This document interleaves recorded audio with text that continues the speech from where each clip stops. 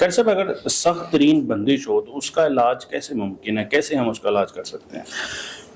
عدنان بھائی، بندش کے حوالے سے نا مختلف یعنی باتیں کی جاتی ہیں کہ بندش رزق کی ہے، بندش اولاد کی ہے، بندش اصل میں نا بندش ہمارا بنایا ہوا لفظ ہے جس کو سمجھنے کے لیے یعنی کسی چیز میں رکاوٹ ہے ان معنوں میں سمجھا جاتا ہے، یعنی جادو کر کے یعنی کاروبار کی بندش کر دی، یعنی کاروبار میں رکاوٹ پیدا کر دی، ترقی کو روکا ہوا ہے۔ ہاں، اور اسی طرح باقی معاملات میں بھی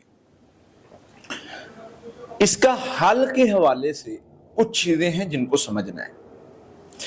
ایک تو ہے جادو جس کا علاج ہم نے کرنا ہے، دوسرے نمبر پہ ہے کہ جو چیزیں رکاوٹ پیدا کرتی ہیں رکاوٹ کو ختم کرنا ہے، وہ کیسے کرنا ہے۔ دو الگ الگ چیزیں، بعض اوقات جادو نہیں ہوتا، صرف رکاوٹ ہوتی ہے، وہ کسی بھی مسئلے کی وجہ سے ہو سکتی ہے، وہ نظر بد کی وجہ سے ہو سکتی ہے، وہ آپ کے کسی عمل کی وجہ سے ہو سکتی ہے، کوئی بھی چیز ہو سکتی ہے۔ تو ہم دونوں چیزوں کو لے کے چلیں گے کہ رکاوٹ کو کیسے ختم کرنا ہے اور جادو کو کیسے ختم کرنا ہے۔ اب آتے ہیں پہلے جادو پر۔ جادو کو ختم کرنے کے حوالے سے جو نبی صلی اللہ علیہ وسلم کا طریقہ ہے وہ کیا ہے؟ اللہ کے نبی صلی اللہ علیہ وسلم نے ایک چیز سکھائی ہے کہ سورہ فلق ناس پڑھو، جادو ختم ہو جائے گا۔ اب ہم دیکھتے ہیں ہم نے ترتیب کیا بنانی ہے، کیا یعنی اسٹریٹجی اختیار کرنی ہے کہ جادو کا اثر بھی ختم ہو جائے اور رکاوٹ بھی ختم ہو جائے۔ اب ہم وہ وظائف دیکھیں گے کہ جو رکاوٹ اور جادو دونوں کو ختم کرتے ہیں۔ سب سے پہلے تو سورہ فلق ناس آ گئی جو جادو کو ختم کرتی ہے، پھر اسی طرح سے سورہ توبہ کی آخری ایک آیت آ گئی جو رکاوٹ کو ختم کرتی ہے کامیابی کے لیے، پھر اسی طرح سے استغفر اللہ آ گیا جو جادو کو بھی ختم کرتا ہے، رکاوٹ کو بھی ختم کرتا ہے۔ اب یہ تین چیزیں ہیں، اس کے ساتھ ہم نے کچھ چیزیں اور ایڈ کر لیں۔ سورہ بقرہ کی آخری دو آیات، اس میں ہم پڑھنا کیا ہے میں پوری ترتیب کے ساتھ آپ کو بتا دیتا ہوں۔ سورہ فاتحہ 7 مرتبہ کر لیں، سورہ بقرہ کی آخری دو آیات 7 مرتبہ کر لیں، سورہ فلق اور ناس 41 مرتبہ کر لیں، 41 ٹائم۔ سورہ توبہ کی ایک آخری آیت حسبی اللہ لا الہ الا هو علیہ توکلت وہو رب العرش العظیم، یہ پڑھنی ہے 300 مرتبہ۔ یہ پڑھائی صبح بھی کریں شام بھی کریں۔ اس کے بعد آ جاتا ہے استغفر اللہ۔ میرے نبی فرما رہے ہیں صلی اللہ علیہ وسلم کہ جو استغفر اللہ پڑھتا ہے اللہ اس کی ہر مشکل پریشانی تکلیف کو دور کر دیتا ہے۔ کس چیز کی بندش ہے جی؟ اولاد کی بندش ہے جی۔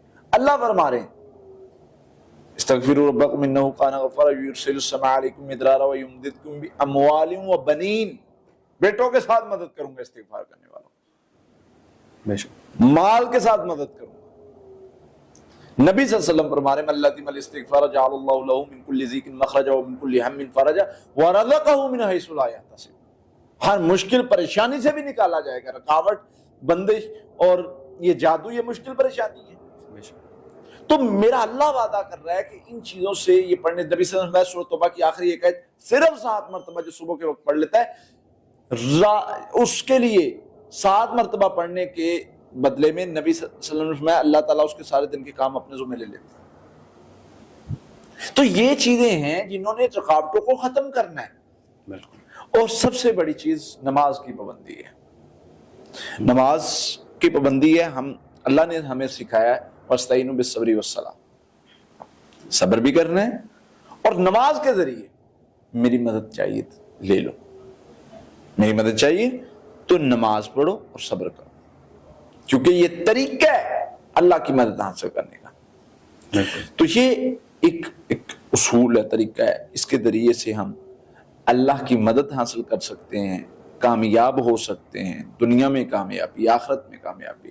تو یہ جو ہے اس پر عمل کریں جی، انشاءاللہ بندش بھی ختم ہو جائے گی، کیسی بھی رکاوٹ ہے بس توکل کے ساتھ کرنا ہے کہ میرے نبی نے فرمایا صلی اللہ علیہ وسلم نے یہ ختم ہوگا تو ہوگا۔ کتنا عرصہ یہ عمل کرنا چاہیے؟ کم از کم 1 ماہ، کم از کم 1 سے 1.5 ماہ میں یہ مسئلہ تو ویسے یہ 1 ویک میں بھی ختم ہو جاتا ہے اس کو پڑھنے سے، لیکن ہم کہتے ہیں کہ 1 ماہ کریں، اللہ کی رحمت سے، اللہ کے فضل سے اس میں مسئلہ حل ہو جاتا ہے انشاءاللہ۔